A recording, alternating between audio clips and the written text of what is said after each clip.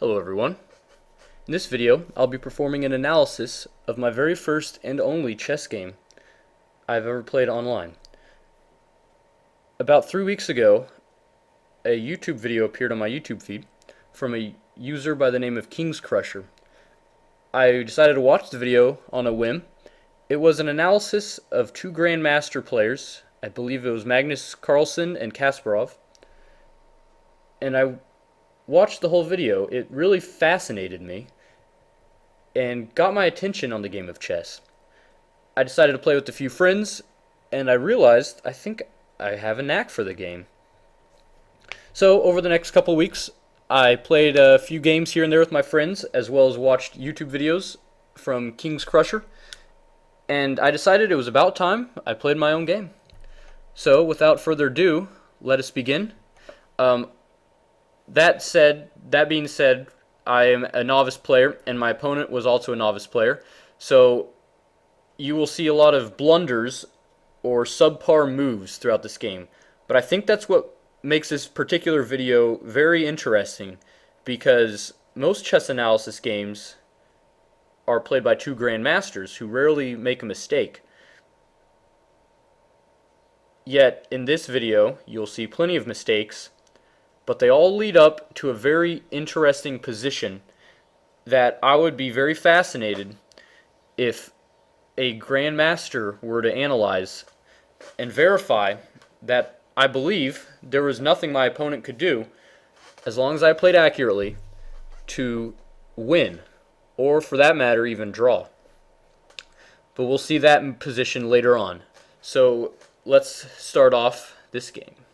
I'm white, Brian in P16. My opponent, Vladimir, VL1970, is black. I saw a starting position that really interested me, and I just wanted to give it a shot because it sounded fun. And I believe it's called fianchettoing the bishop, just to get the bishop right there on B2. So that's what I started with, just for fun. I don't know any game theory, so I don't know what the proper move to play is at a given opportunity towards the beginning. So I just go with my gut feeling, and I think it is will provide some entertainment. Anyways, my opponent does C6. I do D4.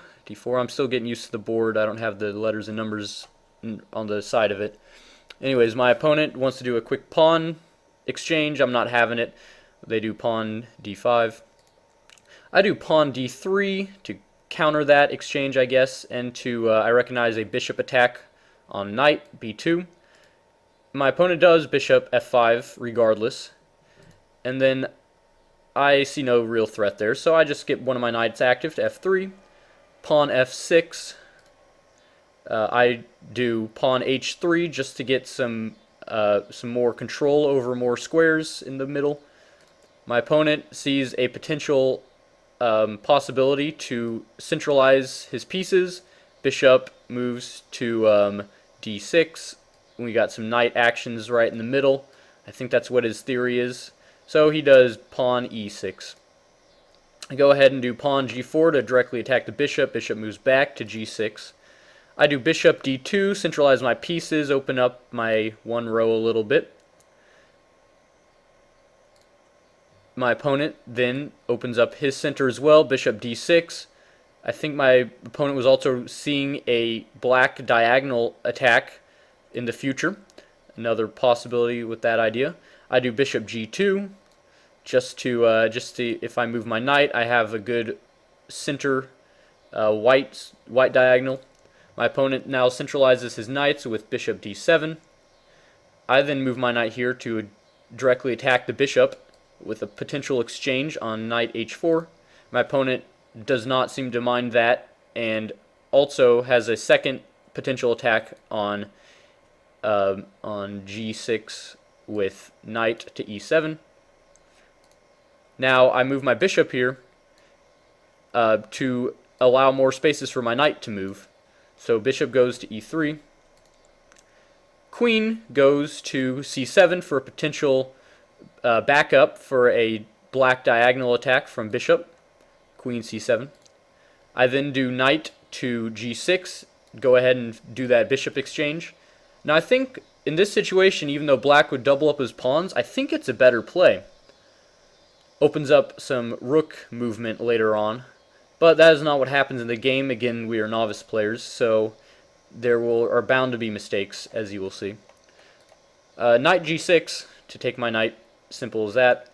And then I go ahead and open up the board a little bit.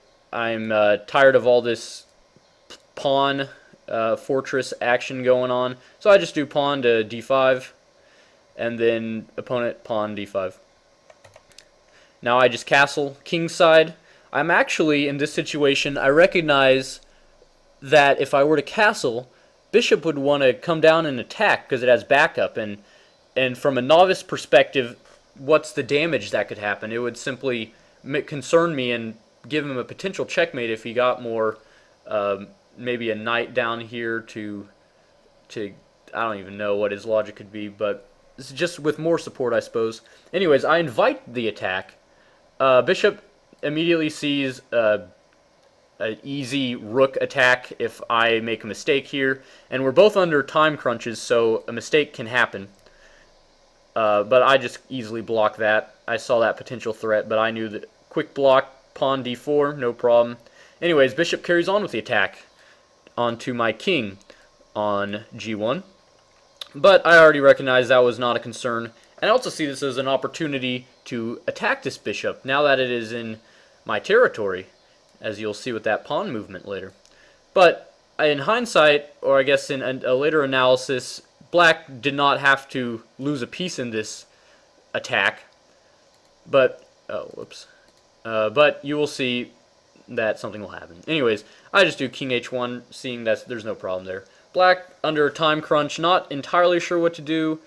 Doesn't want to embarrass himself by moving bishop all the way back to d6, which might actually have been the proper move, but bishop doesn't want to do that.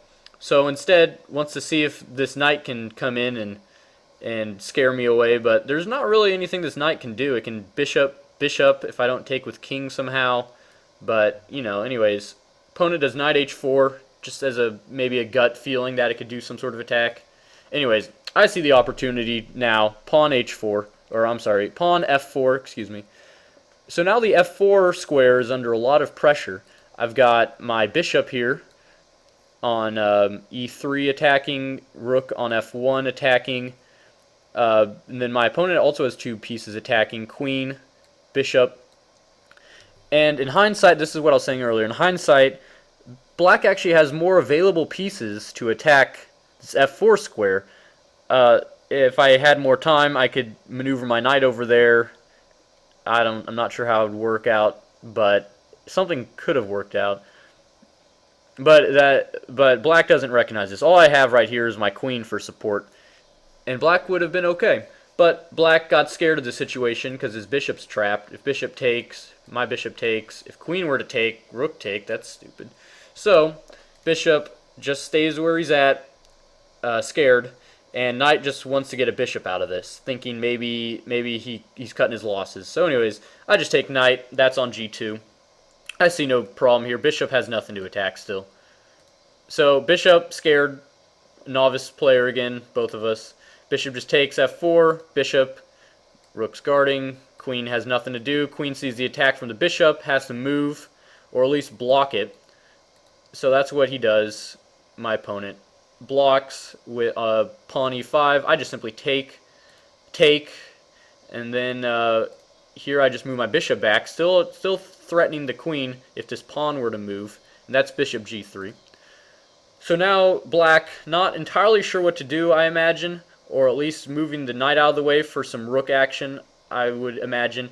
Goes to knight f6, and then I see this immediate threat from black's mistake. If knight was still there, I would not have been able to have done this move safely. But I just do rook f5, seeing a immediate attack onto the king check. Queen, if queen were to take, bishop take, that's simple. So now black's not sure what to do, I imagine, and simply needs to get his king out of the way and has two options for castling, and chooses queenside because I guess his thought is I have a rook right here ready to attack, and if the further away the king is, the safer. But he also has to keep in mind I have a lot of pieces on my queen side as well that can start moving if I have an opportunity. Anyways, black castles queen side. I see no real problem here. I just get a free pawn, threatening the queen. Queen has to do something, and recognizes a potential attack after moving queen to c6, and that was bishop e5, by the way. If black moves his pawn to d4, that's a check, and it could open up some opportunities with these rooks. So I go ahead and just do an immediate attack on the knight. I see no problem with this move right here. Knight can't really do anything. No real threats. Can maybe threaten my bishop, but I just have rook to take the knight. Excuse me. So black sees the opportunity, put me in check here, and I have to either block it or move my king. I see my rook still keeping an eye out on f6, so I move my rook down to f3, seeing if queen were to take, I could just take with pawn or king, and I don't really see a problem with that move. So black comes in with a knight attack. The idea behind that is to get over, and that's to d5, knight d5, and that would be to get over to knight e3 to put a pin on the king and queen if my rook were to move. So if I were to make a mistake, such as moving my rook anywhere, that would be the immediate winning move for black. Anyways, I see no problem taking this pawn on d4. If knight were to move, then I will be attacked by the rook. But if knight were to try to do something like put me into check, I could just simply move my queen to take the knight. Same thing with, and that's knight on e3 or knight f4. I just take the knight, no problem. Black realizes this is not going anywhere, so he just decides to get his rooks out for more attacks onto the center squares. So that is rook e8. And I realize here, even though I'm material up, I think 4 points, no, 5 points to be exact, 2 pawns, no, I'm sorry, 4 points. My rook over here in a1 is cornered. Nothing to do with that. My knight needs to go somewhere to free up the space. I can't move my knight up to c3 because queen attack, queen knight, that's not working. So and I don't really want to trap my knight over there in a3, even though it's a possibility if I must. But what I'd really like to do is get my knight out to d2. But right now I see the immediate, or it's not actually immediate, it's in a couple moves, I guess. I'm tired of this white line diagonal affecting my king, so I just move my king out of the way, get some king safety action. Then my opponent I think that's actually a mistake. My opponent isn't sure what to do in this situation, and instead of wasting a lot of time analyzing this, in my opinion, a sort of complicated situation, he decides just to do a move, pawn g6, which is a very important mistake my opponent made, because that gives me one opportunity to finally move my knight out. With my king feels safe, my knight's now at d2, my rook is now almost in action, and it can move whenever it wants, so it has the whole row. So now my opponent sees the move he should have played, and I thank him for not playing this move first, because it would not have led to the scenarios that will happen afterwards. So my opponent now sees rook f8 as a threat. If I can't move my rook, pinned in. If I do rook, if I were to take his rook to f8 with my rook, that's on f3.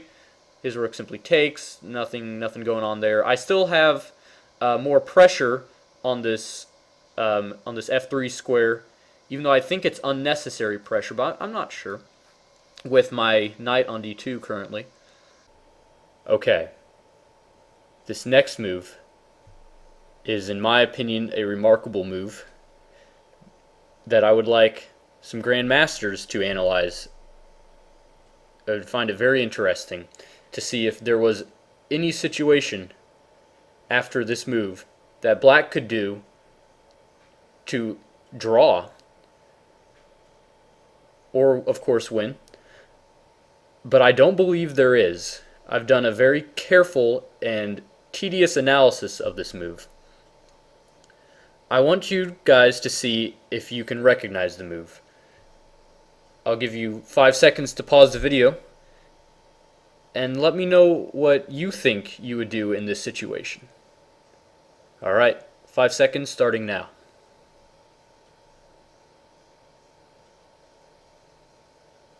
Alright. Rook C1. This seems like a novice mistake. Queen can just simply swoop in and take. Rook C1. What's attacking the queen? Nothing. There's nothing that immediately threatens the king either for check. What would be the benefit of this move? That's just losing a rook. I was up material, now I'm down material by 1 point exactly. As you can see, the strategy behind this is positional improvement. When I played this move, Rook C1, I had a gut feeling, an instinctual feeling, if you may, that this was the correct move. That this move would secure me a win. It would not only set up a variety of traps I could play on my opponent, but even if my opponent played perfectly accurately for the remainder of the game, that I just had a gut feeling I could secure the win. Now, I did not spend the time to analyze this move during the game to fully validate my feeling. But that's what makes this move very fascinating, is it only took me 15 seconds to decide to make this move. I think my thought process behind this was I wanted to trap the queen in here, like I did to my opponent's bishop and knight back over there on h2 and g2. That was my thought process, and I knew that once I trapped the queen in here, I would have more room for improvement of my own pieces to get my material back. Well, for the remainder of this video, after I show you the ending that my opponent and I reached, we will analyze every possible move. Actually, one more move after this, after I block in the queen, trap in the queen. We'll analyze every single move that black could play in this situation to possibly get out of losing. Alright, so quickly, I play knight c4, trapping in the queen like I wanted to do. The idea here is if my opponent were to blunder, very easily can blunder, and by blunder I mean my opponent is concerned now that the queen is stuck, and there's nothing my opponent's pieces can really do. Can't really attack the queen with the knight. Opens up a rook attack, but there's nothing the knight will gain from that. So the queen sees, and this is the trap I laid, queen sees a free pawn over there on g5. Well, that's a mistake, because as you can see, that's a check. Queen c5 check. King has two options. One, if knight were to guard, queen simply takes, checkmate. And that is in fact what happened in the game in the game I played versus Vladimir. Well, almost. We don't have to talk about it. I still secured the win, but we don't need to discuss that. Regardless, I did not see the checkmate immediately, yet I somehow saw this rook play. I'm not sure how. I guess it's just because I've been playing the game. I've played the game less than a dozen times in the last 3 weeks, so I can still fall for blunders. But I seem to have some sort of insight that I find fascinating. But anyways, if knight were to play, queen, checkmate. Simple as that. Okay, so obviously knight c7 will not work. The other option black has in this position is king d7. From here we can do queen d5, and black has three options from here. One, black can move to king c8, king e8, or king e7. We'll start off exploring with black to king c8. From here we can do queen e6. Black has one option to move the rook to d7, and then simply move our rook to f8, checkmate. So c8 does not work. Next, we'll explore king e8. From here, we can do queen e6, check. If this queen was not moved here initially, then that would be checkmate. However, with the queen here, we can still do queen e7. Now, the best play here is bishop d6. If the rook simply moves and doesn't take the bishop, well, we win material and we'll be up. That will eventually lead to a checkmate. If the rook decides to take the bishop on d6, then we can do knight d6 check. And the only option here is for king to move to d8. From here, we can do knight to b7 check. King can, if king moved to c7, for example, which would be silly, we just simply take the queen, up material, easily leading to checkmate. The other option is for queen to take knight. From here, we can just do rook f8, king c7. This will be a rook-queen mating combination. And then from here, we can do something like queen e5. Yes, that'll work. And then king can move back, I suppose. King d7. King must now can do that, I suppose. Rook f6, and yes, there we go. That's checkmate. Something like that. You get the idea.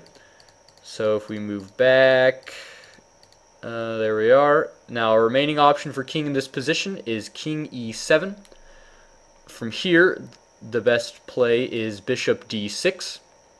And black now has three options from this point. King movements, I mean to say, king e8 or king d7. The third option black has is rook to take bishop d6. If that happens, we have queen d6. King cannot take queen because the knight is blocking d6. In this position, king's only move is king e8, and then simply rook to f8, checkmate. Okay. If rook does not take bishop, let's say bishop moves up to e8, for example, we can just do queen e6, and then the only option is queen e7 block for black, and then our queen will take the other queen, and bishop is guarding the queen on e7, checkmate. Okay. Finally, we have in this position king d7. Here we simply just take queen on f5. Taking the queen up plenty of material will easily lead to a checkmate. So as you can see, if queen takes the pawn, black will be checkmated regardless of what happens. So queen cannot move in this situation, or else it's a guaranteed checkmate, as we just saw. So now let's say black saw this threat and realized he must defend this immediately. Well, he has many options. I'll show each option right now, and then we'll go through each one and show how they can all be countered. So we'll go left to right. Black's options from here on out: pawn b6, pawn b5, knight c7, and then we have rook takes rook on f3, which looks to be the best option for black, but as you will see later, it will not matter. And if black were to move the king immediately, then we have we could just take knight, and that's silly. So are there any other options? If either rook were to move to the 7 row, I think they're called ranks, then just simply take free material. If this one moved, check, take, free material. Nothing there. If one rook were to move to d6, for example, free material, the rook moves, and then rook moves back, and then c5, queen, just carry on with the plan as we demonstrated with the knight bishop combo. As an exercise, I will let you guys go through each one of those more in depth if you wish, but they should not lead to a victory from these rook movements. The most likely one that we'll go over later is rook here, and that's the one I would like people to spend the most time analyzing. Anyways, I believe those are all the options black has. Without further ado, let's begin with some simple ones. Black saw the threat and immediately did knight c7. Bishop could do bishop to d6, excuse me, immediately attacking this rook. If rook were to take, well, we can take with the knight or the queen. Doesn't really matter. I think queen's better actually, because it also attacks this rook, and that rook is forced to move, allowing maybe, oh, I don't know. Maybe knight's better. Anyways, that's material up and positionally up. Very, very good position to have. If in this position knight were to go to b5, threatening the queen, well, we simply do queen c5, and then king has one option. Actually, well, two options as we demonstrated. That's checkmate. King goes over to d7. Queen can simply take the knight, and we saw this situation earlier. King can go to e6. Now is a new situation. We saw how these ones played out. New possible position is king e6. Well, if queen goes to e5, that's checkmate. Knight blocks the queen. Well, it's not checkmate immediately, but king can go there, I believe, and then what? And then I think that's checkmate. No, not quite. King can move. Actually, has two options. That? No, not yet. As you can see, this is a very, very poor position for black. I think this one leads to a checkmate. I don't think king or queen can get out of it. I mean, king can get out of it. Anyways, I'll let you guys finish that exercise. Okay, so that exhausts knight to c7 for black. Okay, as we saw, knight c7 will not work. However, black also has the option to do knight e7. In this situation, black has the ability to blockade the c6 and d5 squares, as well as create a little cubbyhole for king into e8. With knight e7, we then do queen c5, like the last move. Here, black can either do king d7 or knight c6. Let's take knight c6 as our first example. Next, we can simply play knight d6, putting the king into check. Regardless of the move, it is beneficial to take the queen. We are now material up, regardless of what black may do. Bishop, for example. From here we can do rook, rook, and we are clearly material up after a king moves. Okay. If instead king does d7 in this position after knight moved to e7, we can simply do knight b6 with the same principle. This time the pawn will take the knight on b6.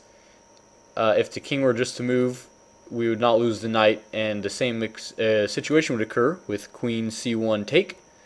And then from here we can just we can see king maybe threatening bishop, and then we can take the rook. I mean, anyways, you can see it's same idea, material up. So regardless of the situation, knight c7 is not or e7 are not viable options. We can go to the next one now. We have black pawn b5. Just as a quick demonstration, queen c5 again, normal. In this situation, black now has access to b7. That's what differs. Now we can have knight d6 attacking king right there, and then that's check. So queen can't take. King must go there. King has to avoid there. He has a couple options, but in this situation, we can just simply take the queen afterwards. Winning material. Nothing else black can really do. No pins on the king with the knight. Winning material, as you can see, that you can finish the exercise. Oh, went back too far. Okay. Pawn b6. This is an interesting position that could favor black, but I don't believe it does. So here's the situation that would occur. If pawn b6, we have knight d6, as we've seen before. And if black does anything else without taking the knight, you simply take, or let's say, black just moves out of the way. Well, here you can move the knight and be positionally strong, but you can just take the knight and you're ahead. Rook takes, bishop takes. We saw that sort of before. The only move black really has, and I'll let you verify this, is rook d6. So from here we can simply take, we're material up, but it doesn't end there. Rook now needs to get out of the way. So rook, for example, can attack the bishop on d6, and if the knight moves, attack the queen, and then the queen is not in a good position at that point. So rook goes to d8.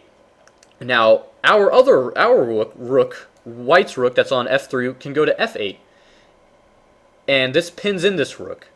So queen can then go to c6. This is actually its best option here. If queen were to take, for example, like that, well, that's not very strong at all. We can do nothing like that. We can. What can we do here? I think there's something that I think if we just take, yeah, okay, yeah, we're just material up in that position, and queen can't take without queen taking. So yeah, we're material up, so that doesn't make any sense for queen to move over there. So exhausting that possibility, in this position, instead of queen moving there, queen can move potentially to c6. Queen can potentially move to c6, protecting the knight. Now from here we can have rook take d8, then king would take d8, and then this is a very interesting position. We can't just take the knight with our queen. Here we have a pawn e4 come into play, attacking the knight. So knight's the only logical move for white at this point.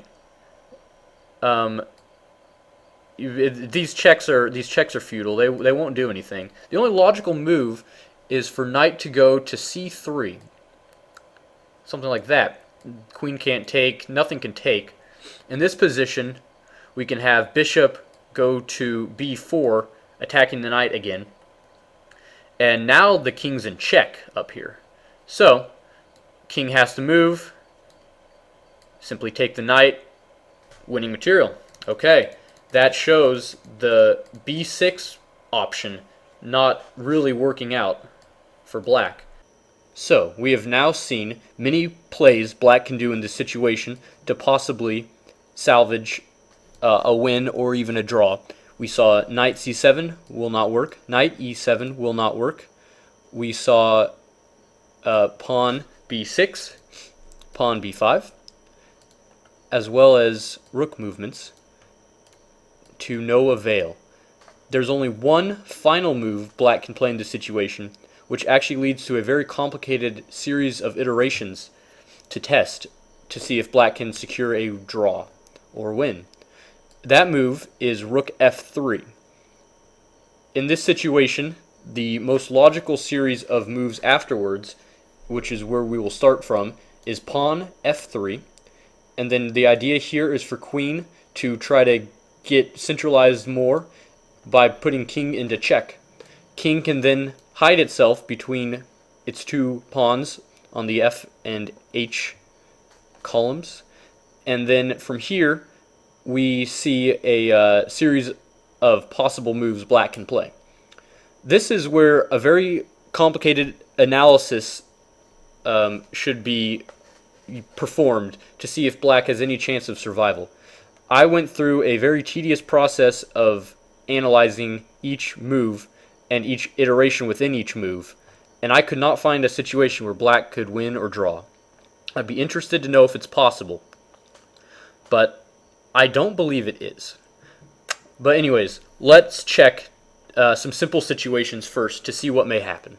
So let's say queen, well, first of all, let's say queen goes to f5. Well, that's a simple king-queen pin, up material, up queen, guaranteed win as long as white plays accurately from there on out. If queen were to go to e2, just, any other move, for example, like if rook were to move or something, simply take knight with queen. If king were to move, same situation, up material, black does not stand a chance. So anyways, if queen were to move to e2, queen can't really take knight d5 because rook's guarding. So in this situation, we simply do queen c5 as we've seen before. King has one option to move other than, of course, knight c7 checkmate, queen c7, and that is king d7. In this situation, we can do queen d5, again, taking the knight in a winning position. Besides just simple queen or rook movements, or even knight movements for that matter, well, no, that's what's happening next. Next, we have knight movements, as well as pawn b6. There are now three options for black in this situation, which specifically are knight e7, knight c7, and pawn b6. So let's start off with pawn b6. If black were to play pawn b6 in this situation, the most logical starting move, regardless of what happens next, is knight d6. As you can see, queen cannot go to c5 because the pawn is blocking. That's the benefit of pawn b6. So knight d6. Here, black has two options, two options. Period. You can either take the knight, rook can take knight d6, or king can move to d7. So let's start off with rook d6. In this situation, we can play bishop d6, taking the rook. We're in a winning position, but it's not over yet. Let's say black want to do a queen sacrifice. For example, c5. Well, we're still at material, but that's not ideal. But anyways, I think white would still be in a winning position. But let's say queen wants to protect the knight. This is still a viable, playable position with knight versus bishop and versus pawns. So let's say queen c6 for defense. From here, we can actually play queen h8. King in check. King has one option other than, of course, losing the queen, and that is king. If king were to go to b7, for example, that would be a poor play. We just won the pawn, no problem. So king really can only go to d7, threatening the bishop next turn.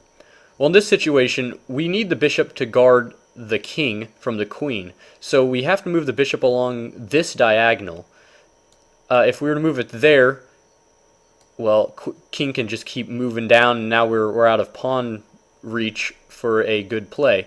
So in this situation, we actually play bishop b8. Here, black can't really do anything to help itself. If king were to move, well, we can just take the pawn. Queen doesn't really have anywhere to go. So there isn't really much black can do to lose this pawn. One very interesting thing that occurred to me is with this pawn in h7.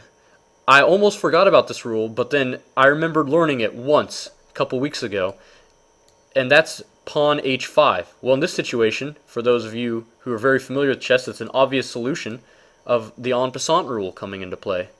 Very fascinating that the en passant found its way into these iterations. Okay, so no matter what happens in this situation, we win this pawn. And then we're material up, and we have the game very nicely secured from there on out. Next up, instead of rook d6, we could do king d7, black king d7. In this situation, we can simply take the knight, and we're up material, but it doesn't stop there. King can move to c7, for example. If king were to move to c7, we could simply move the knight. No, not there. That was not where I meant to move it. To f7, for example. Rook can't really do much. It can block, or I'm sorry, it can block d6, but you know, we get the rook anyways. So in this situation, we win a free rook. If king, for example, moves there, then we can just do a series of checks to get him out of the way until we can just take with the knight. All right, so king. That's what happens if king moves to c7. If king were to go to e7, we can simply do queen f7, checkmate. Thanks to the knight protecting the queen, king cannot move anywhere. Very fascinating. The other option for black is to move rook to f8, threatening a potential check. Working with the queen on the king could be very bad for white. So in this situation, the best play is actually knight f7, countering this attack. Queen guards knight f7. From here, king has a series of other moves. Only the king can move, but we'll see what happens if it moves anywhere. For e8, for example, queen e6, checkmate, thanks to the knight protecting d8.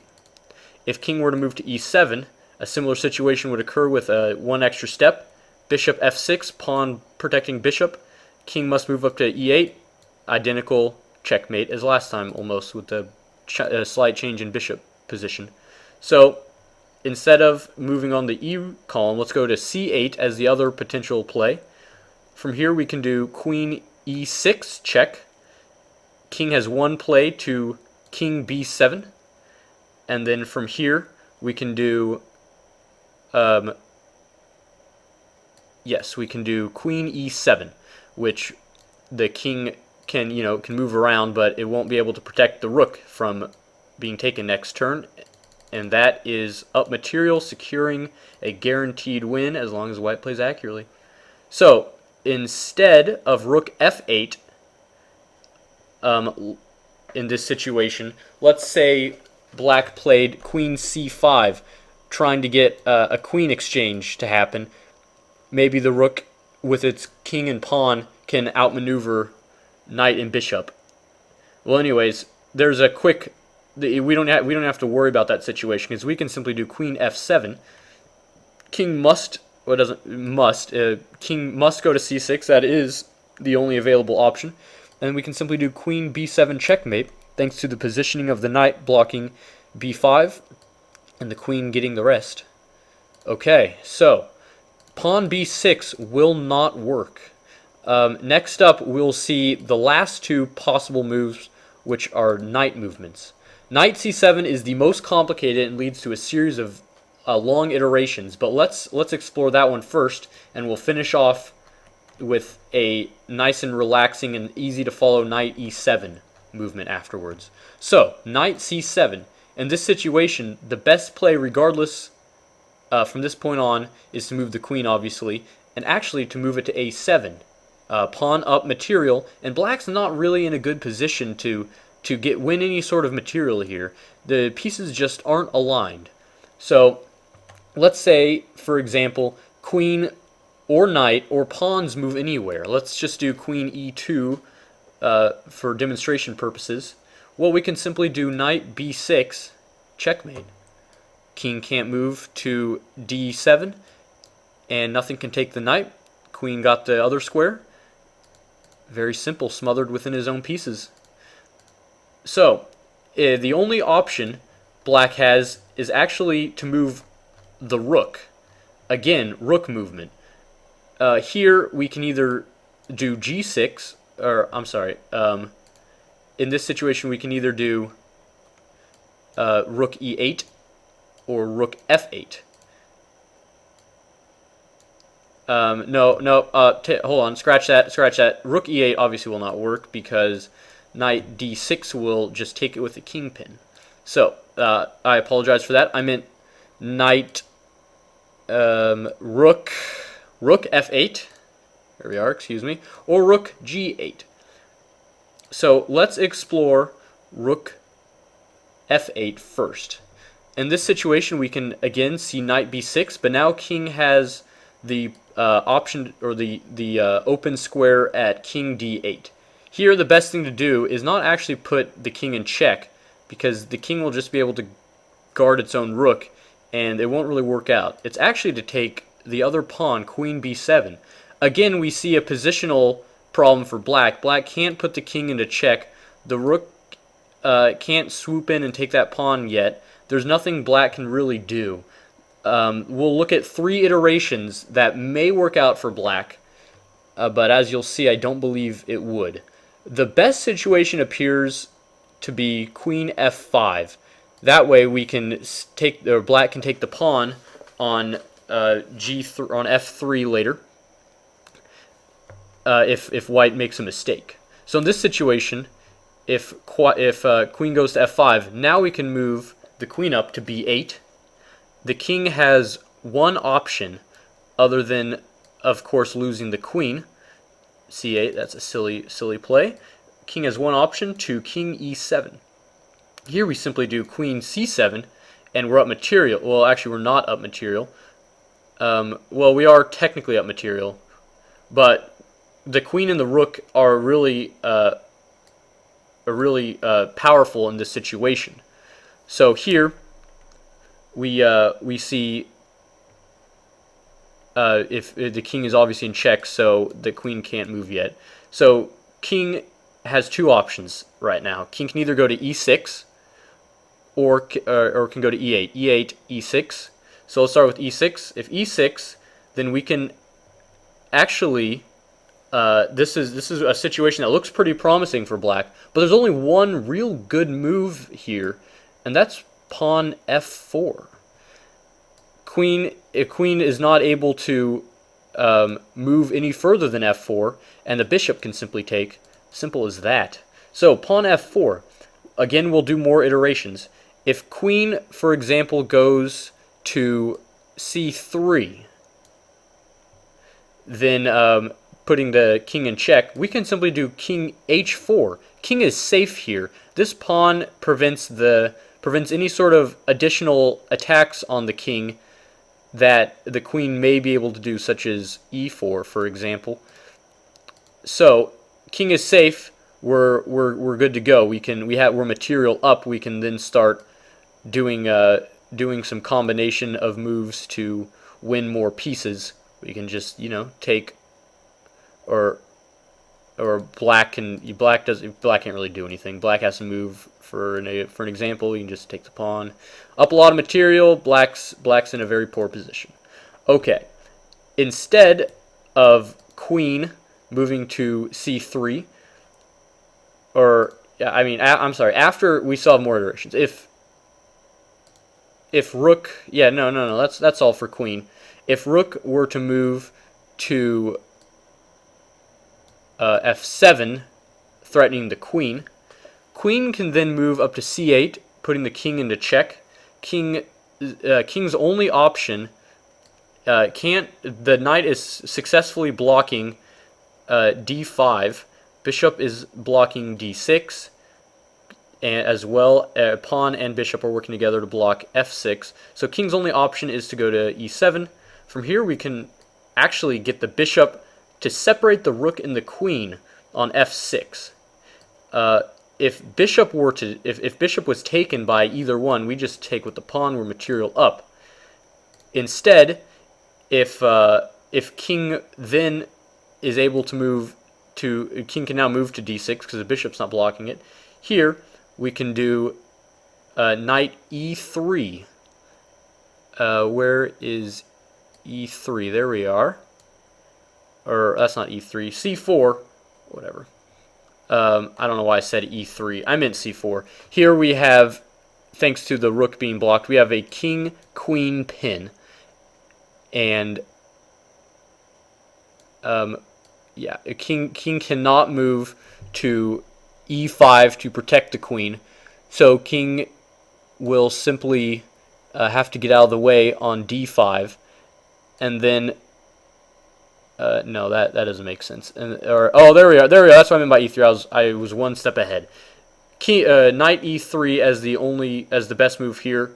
There we are.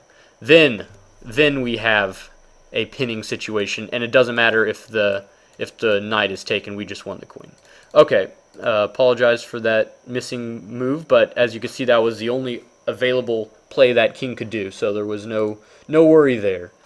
All right, so if we back up, we just exhausted all the possibilities if king moved to e6 way back when. So let's say, there we are. So that's e6 for king. Now let's see what happens if we do king e8. Here, we can start things off with bishop f6, again, separating the queen from the rook. If either takes, we just take with the pawn, up material, good to go. Here, if we were to do rook f7, again, attacking the queen, there's a quick checkmate maneuver here. We can do queen b8, and then black cannot move thanks to the knight protecting d7, so the only option is for queen c8, and again we just have a checkmate. So that was a very quick showcasing that king e8 is much worse than king e6. Alright, so now we back up even further, all the way to when queen moved to f5.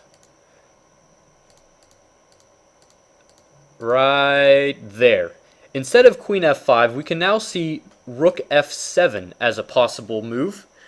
Here, there is a simple fix. If we do bishop e6 or f6, excuse me, bishop f6.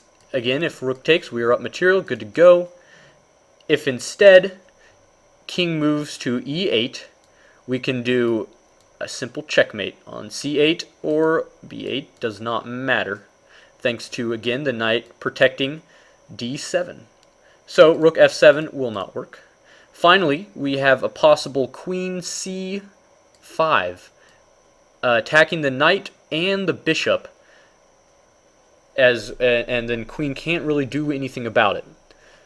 So, well, the queen can, but not in the way you think, or in the way you can imagine. So anyways, in this situation, the best play is queen c8. King has one move, king e7. From here, we can do bishop f6 like we have seen before with new arrangement of pieces. If rook were to take, again, pawn take, we've already seen that. Here, king has two options, king d6. Actually, that is the option. Or, yeah, I'm sorry, king d6 or king f7. So if king d6, we just simply take the rook, and then we're up a queen. We can either take if we feel like it. We're still at material. I'm sure there's other options, but that is not necessary to analyze because we're clearly in a winning position. So instead, if king goes to f7, protecting the rook, then queen can go to d7 like this, not attacked by any other piece, sort of outside of the corner of the queen and rook combo. So here, king can only move up to g8, and then queen goes to g7, checkmate. Well, I just realized there's actually a more efficient strategy of checkmating the king in this position right here, e7. You simply just have to do queen d7, checkmate, knight is guarding d7. But we took a little extra fun route, didn't we? Alright, well, that is actually the last of the complicated scenarios. There are 4 remaining scenarios black can play in this position. We'll now showcase the last horizontal rook movement, which is g8. In this position, we can simply do knight b6, king is forced to d8, and this time we vary it up with queen b8.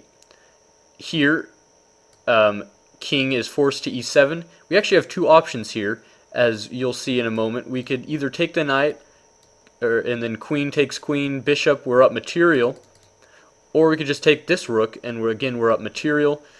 Either way is plus for white, so that's actually a very simple solution to rook g8. Finally, we have vertical movements for rook. Rook is only really limited to d1 and d3. If d7, for example, knight b6 pinning the rook and the king. Similar situation to rook d5. Rook d6 and d4 are guarded by the bishop, and d2 by the knight, so clearly d3 and d1 are the only options. We'll start with d3. In this situation, we'll see a similar move set as we did with rook g8, but for completeness, we'll show it. b6, knight b6, king to d8, queen b8, king e7, and then here is where we sacrifice the queen for material up. It would be silly for queen not to take white queen in this position. Bishop take queen, this all occurs on c7, we're material up, no problem. In fact, that is it for the rooks, but for c1, we could either do that situation identically, but there's actually an alternative method that will also lead to checkmates and winning situations regardless. And this could be a fun exercise for you guys if you are wanting more. In this situation, we can do knight e3, pinning the queen and the rook. So one of them wants to move, obviously, and the best method would be rook f1 check. And then e4 king would be the best method, or best movement, sorry. King h4 could lead to a checkmate easily. And then from here, there's a lot of iterations that can occur, which I won't go into because it's not necessary. But it is a fun exercise because I went through them anyways, and they all lead to winning situations. Very, very fascinating stuff. Finally, we have one remaining move black can play in this situation. If we go back, instead of knight c7, which we just spent the last 20 minutes or so analyzing, instead if black tried knight e7, benefits of this could include knight over to c6, for example, or back to d5. In this situation, we will again start with queen a7. Here, if knight were to go to c6, for example, it would not prove any benefit. You could simply do knight b6, checkmate, king cannot move thanks to knight blocking d7 and the queen blocking the rest. So if we go back, if knight simply goes back to d5, which could also occur if knight did c7 and then move back to d5. Let me go back. Alright. So, just to point that out. So, back to d5. In this situation, we could do knight b8. And now, knight actually has the ability to take on this, so it won't work. Instead, what we do when we've been used to be doing knight b6 is we do queen b8, which is a little bit different. Now, king is forced to go to d7. Queen now takes pawn on b7. King has two options here, king e8 or king e6. So we'll start with the simple one, king e8. Here we can now do knight d6. If rook takes, we can simply take the rook and we're up material in a very strong position. And instead, if king moves to f8 as its only available option, then we can simply do queen f7, checkmate. Knight is guarding queen, queen's got the rest of the squares. Alright, so instead, if we were to do, in this situation, right here, king e6, it's a little more complicated, but not too bad. Here we could simply do queen c6, and then king has a couple options from here. Well, the simple ones, if king were to go to f5, for example, then all we'd have to do is knight e3. King could take bishop in this position, but then we could just take queen. So the logical thing is to do knight e3 as well. And then all we have to do is queen f6 for a nice checkmate. King is surrounded by too many white pieces. Okay, instead of f5, let's examine f7. Well, that's a simple one. All we have to do in this situation is knight d6, checking the king. Wherever the king moves doesn't matter. We'll simply take the queen, like so. There we are. All right, and then the more logical move for king to do instead of f7 is king e7. Here we can do bishop d6, which is a bit different. It separates the rook and the knight. If the rook were to take, for example, then we can simply take the rook with the queen because the knight is guarding d6. King cannot attack it. If the rook does not take, then king's only option, no, he has a couple options, but the most logical one would be to be e6. That way the queen cannot just take the knight for free. In this situation, however, we can move the bishop to c7. King is now in check. Doesn't matter what the rook does. If the rook goes there, for example, just take bishop or queen, doesn't matter. King has to get out of the way of this check, so let's just move it to f7, for example. Or f6 would probably be the best move. Then we can simply do d8 bishop, king takes. We are obviously in a very winning position. And that's the final move black could possibly play in this situation, and that's knight e7. Alright, that is it. I hope you guys have enjoyed this video, and I am also very impressed if you have made it through this video and followed along the entire time.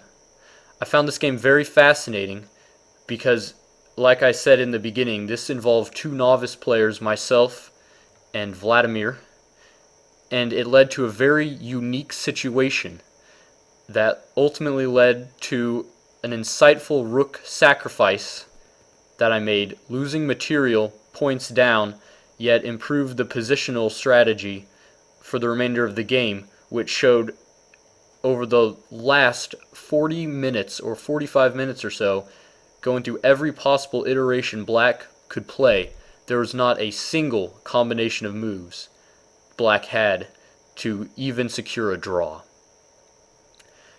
I would like someone to perform a more in-depth analysis if they feel so inclined to. But other than that, I hope you guys enjoyed this particular video. I know it deviates from my normal channel uploads, but I enjoyed making it, and I hope you guys enjoyed it just as much.